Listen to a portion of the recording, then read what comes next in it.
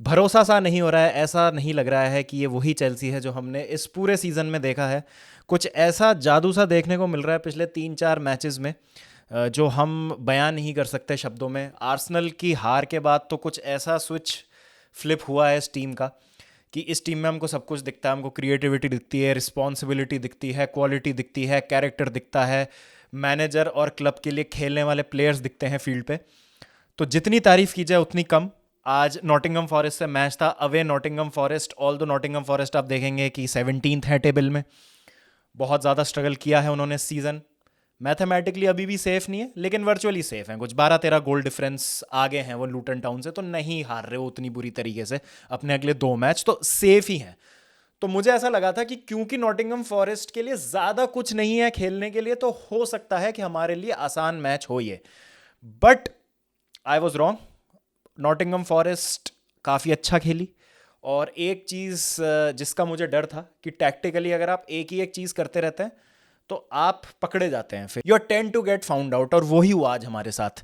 समझ आ गया कि एक एक्स्ट्रा मिडफील्डर अगर आ रहा है, अगर एक डिफेंडर आपका टक इन कर रहा है मिडफील्ड में, कुकुरेला, अगर वो इन्वर्ट कर रहे हैं लेफ्ट से और एक एक्स्ट्रा मिडफील्डर वाला रोल प्ले कर रहे हैं, तो बेस्ट थिंग इज़ कि आप चेल्सी को प्रेस कीजिए अग्रेसिवली, टाइम मत दीजिए उनको बॉल पे।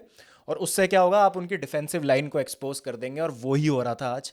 बार बार हमारी डिफेंसिव लाइन एक्सपोज हो रही थी, क्रॉसेस आ रहे थे, बहुत ज़्यादा हमको डिफ़िकल्टी हो रही थी उनको डिफेंड करने में, जो हमारी एक अकीलीज़ हील रही है, जो हमारी एक वीकनेस रही है इस सीज़न। बट अगर मैं मैच के शुरुआत की बात करूं तो काफ़ी अच्छी शुरुआत हुई थी हमारी। मुद्रिक ने एक बहुत ही बढ़िया गोल मारा। आई एम सो हैप्पी कि मुद्रिक स्कोर्ड। कोल पाल्मर का असिस्ट फिर से। लाइनअप वही थी, लगभग सेम ही लाइनअप थी जो हमने देखी है पिछले कुछ मैचेस में।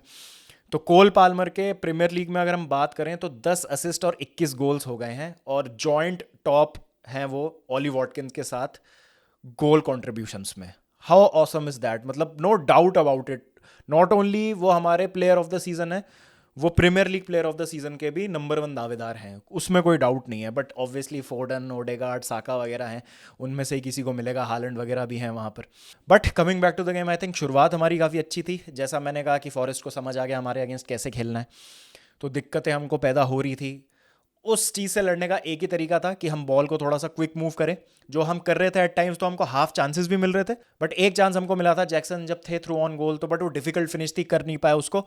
उस बीच में हमने एक अगेन सेट पीस से गोल खाया, क्रॉस आया अंदर और विली बोली ने उसको स्कोर कर दिया। मॉर्गन गिब्स वाइट काफ़ी अच्छी डिलीवरी डाली उन्होंने। और ये हमारी अकीलीज़ हील रही है जैसे। और भी एक दो ओकेजन्स थी जहाँ पर नॉटिंघम फॉरेस्ट ने हमारे लिए दिक्कतें पैदा की। फर्स्ट हाफ में I think they were the better team. तो 1-1 के स्कोर पे हम ज़्यादा खुश होंगे कि चलो ठीक है, हमने लीड नहीं दी नॉटिंघम फॉरेस्ट को। और सेकंड हाफ में एक मौका है फिर से गेम को अच्छी तरीके से, एक दूसरी तरीके से अप्रोच करने का, और वही देखने को मिला हमको। इस सीज़न बहुत कम ऐसा हुआ है कि सेकंड हाफ में हमने गेम चेंज किया हो, और उल्टा ऐसा होता है सेकंड हाफ में कि हम खराब ही खेलते हैं। लेकिन credit to Mauricio Pochettino, game plan में चेंज हुआ। आपको नहीं दिखे कुकुरेला ज़्यादा इन्वर्ट करते हुए सेकंड हाफ में। थोड़ा सा हमने गेम प्लान में अपने सुधार लाया। हम जो यूजुअली सिस्टम खेल रहे थे इस सिस्टम से पहले, वो हमने लागू किया। उसके बाद आता है इन गेम मैनेजमेंट मॉरिसियो पोचेटिनो का। क्या शानदार सब्सटीट्यूशंस किए हैं, क्रेडिट वेयर इट्स ड्यू। बहुत क्रिटिसाइज किया पोचेटिनो को, लेकिन मैं हमेशा कहता हूँ जहाँ पर कोई बंदा अच्छा काम करता है उसकी तारीफ करनी चाहिए। हडसन ओडोई ने गोल किया, डेफिनेटली वो गोल आ रहा था, दिख रहा था कि भाई ये गोल हो जाएगा। जिस तरीके से नॉटिंघम फॉरेस्ट अटैक कर रही थी, हम जैसे तैसे बच रहे थे, इट वॉज कमिंग अप, महसूस कर सकते थे। लेकिन उसके बाद जो हुआ उससे मैं बहुत ज़्यादा खुश हूँ, बहुत ज़्यादा इंप्रेस्ड हूँ एज अ चेल्सी फैन।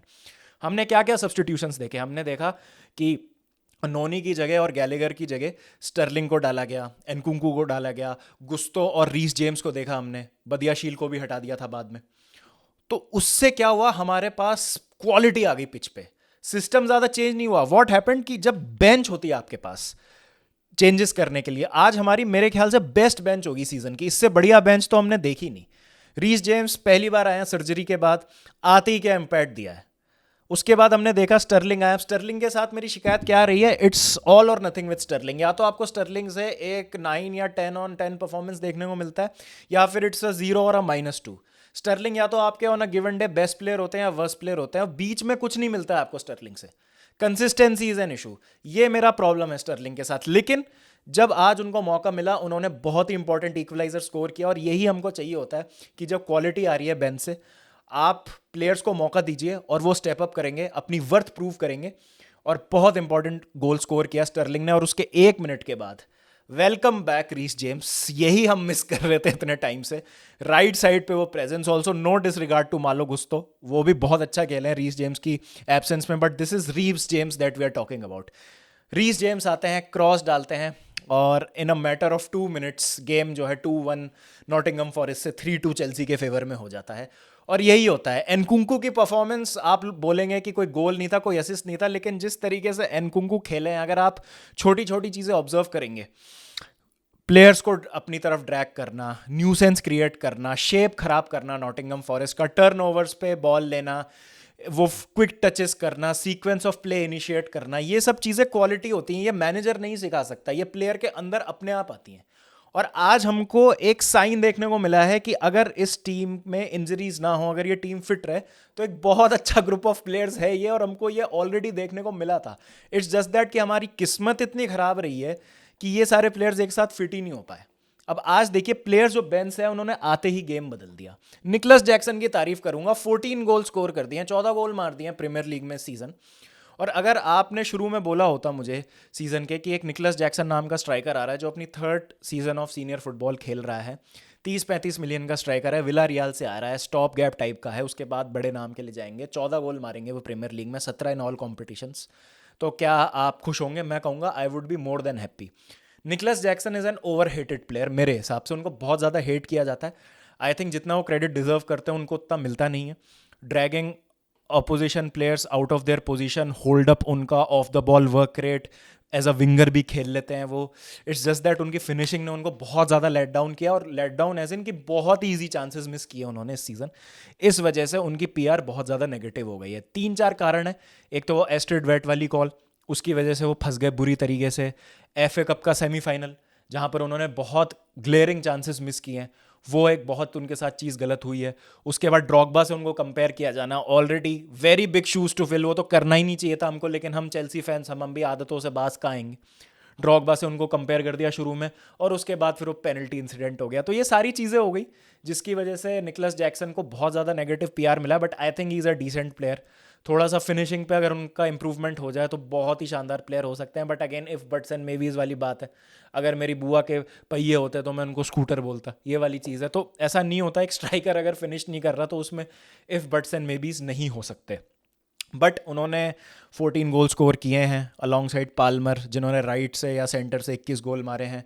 एक हमारे पास अगर लेफ्ट से इतने ही गोल स्कोर करने वाला बंदा आ जाए, 10-15 गोल्स अगर हमारे लेफ्ट से आ जाए, तो आई थिंक आराम से हम टॉप 4 आ सकते हैं next season. But I M jumping the gun, अभी 7th हो गए हैं टेबल में, 1 पॉइंट पे ब्राइटन जीत रही थी न्यूकासल से, काफ़ी मज़ा आ रहा था देखने में। ड्रॉ भी हमारे फेवर में रिजल्ट है एक तरीके से, बिकॉज ऑल दो अभी ऊपर है न्यूकासल हमसे, उनका गोल डिफरेंस भी हमसे काफ़ी ज़्यादा है। बट आई फील बराबर आ गए पॉइंट्स पे, तो कहीं ना कहीं प्रेशर है अब न्यूकासल पे, उनको फंबल नहीं करना है। हमारा अगला मैच बहुत ज़्यादा ट्रिकी है, ब्राइटन अवे बहुत मुश्किल गेम है, बट हमको अब अगले दोनों मैच जीतने हैं, कोई उसमें डाउट नहीं है। बट आई एम हैप्पी कि टीम में एक स्ट्रक्चर दिख रहा है, एक स्पिरिट दिख रही है, एक जज्बा दिख रहा है, और दे रहा है दुरुस्त है जैसे तैसे। अब 2 मैचेस आप जीत जाओ, होप करो कि न्यूकासल यहाँ पे पॉइंट्स ड्रॉप कर दे, होप करो कि मैन सिटी एफए कप जीत जाए, जिससे अगर हम 6th फिनिश करते हैं तो हम मे भी यूरोपा लीग के लिए क्वालिफाई कर सकते हैं। अभी भी मैं नहीं कहूँगा कि हम करेंगे क्वालिफाई, बट कॉन्फ्रेंस लीग तो लग रही है लाइकली अब as thing stand.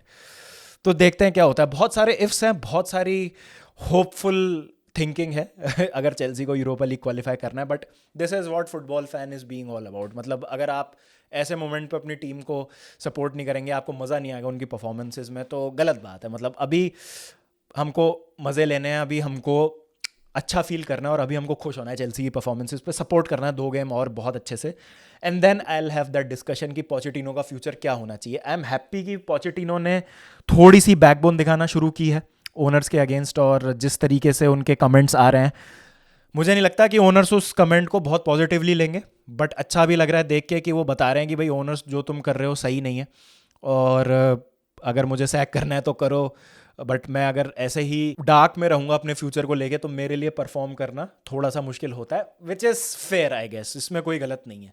But timing थोड़ी मुझे अजीब लगी स्टेटमेंट की।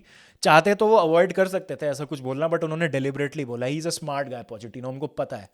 तो ऑब्वियसली यहाँ पर रिफ्ट है, सेम पेज पे तो नहीं है ओनरशिप, मैनेजर और रिक्रूटमेंट स्टाफ। वो तो देख के ही लगता है जिस तरीके की हमारी ट्रांसफर पॉलिसी है। आई डोंट थिंक सो ये पॉजिटिनो इस्तावियो विलियन की साइनिंग से बहुत ज़्यादा खुश होंगे।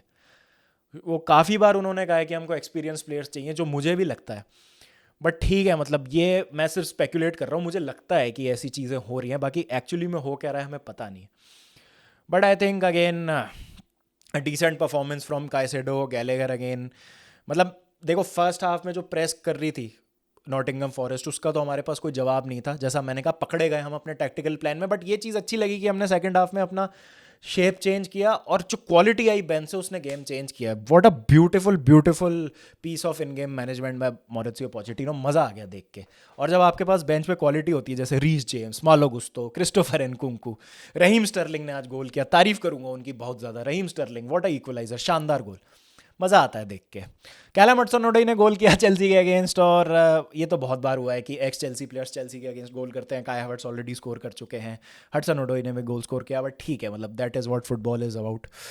ज़्यादा वहाँ पे गिले शिकवे नहीं है। बट अब एक रियलिस्टिक चांस हो गया चेल्सी का, going into the last 2 games season के, कि हम यूरोपा लीग आ सकते हैं। और अगर हम यूरोपा लीग क्वालिफाई कर गए, मैं इसको एक डिसेंट सीजन मानूंगा। टू बी ऑनेस्ट, मुझे आप लोगों का नहीं पता, but I would say it's a decent season. एकदम बर्बाद तो नहीं है, not a perfect season, but a decent season. I will accept that. Conference league मेरे लिए अभी भी एक्सेप्टेबल नहीं है, बट ठीक है, मिलेगी तो खुशी खुशी वो भी कंपटीशन देखेंगे। एटलीस्ट यूरोपियन फुटबॉल में तो है, वो सोच के देख लेंगे। Europa league will be absolutely great. अब लोग बोलेंगे स्मॉल क्लब मेंटेलिटी, ये स्टैंडर्ड है तुम्हारा, ये है वो है। भाई है, हम खुश हैं हम जहाँ हैं, क्योंकि हमें पता है कि हमारी हालत क्या थी, क्या हो गई है, और कहाँ से हम कहाँ जाने की कोशिश कर रहे हैं। तो कॉन्टेक्स्ट इज़ एवरीथिंग। बाकी लोगों को जो बोलना है बोलने दे। यूरोपा लीग हमारे लिए बहुत बड़ी उपलब्धि होगी इस सीज़न, तो देखते हैं क्या होता है। तो आपकी क्या राय है? Please do let me know in the comment section. Do you think we can make it to Europa? Because Newcastle को एक बार मैं देखूँ, न्यू कासल को किससे खेलना है अभी। न्यू कासल के आई थिंक थोड़े से ट्रिकी गेम्स हैं। तो Newcastle have to play Man United away and Brentford away. उनके दोनों अवे मैचेस हैं लास्ट के। ओके, तो ये थोड़े से उनके डिफ़िकल्ट फिक्चर्स हो सकते हैं। बट मैन यूनाइटेड भी इस बीच में है यूरोपा लीग स्पॉट की प्लेसेस में, तो उनके लिए भी इंपॉर्टेंट हो जाता है गेम। तो देखते हैं क्या बनते हैं, मैथमेटिकल परम्यूटेशंस क्या बनते हैं at the end of it. Last day पे तो पता चल ही जाएगा। बट आई एम हैप्पी कि last day into the season we have something to play for. तो let's hope for the best guys, let's hope for the best, let's hope for the Europa League qualification. तो आपकी क्या राय है? Please do let me know in the comment section. मिलता हूँ आपसे जल्दी, जब तक ध्यान रखिए अपना। Take care and peace, and don't forget to keep the blue flag flying high. Up the Chels, come on you blues.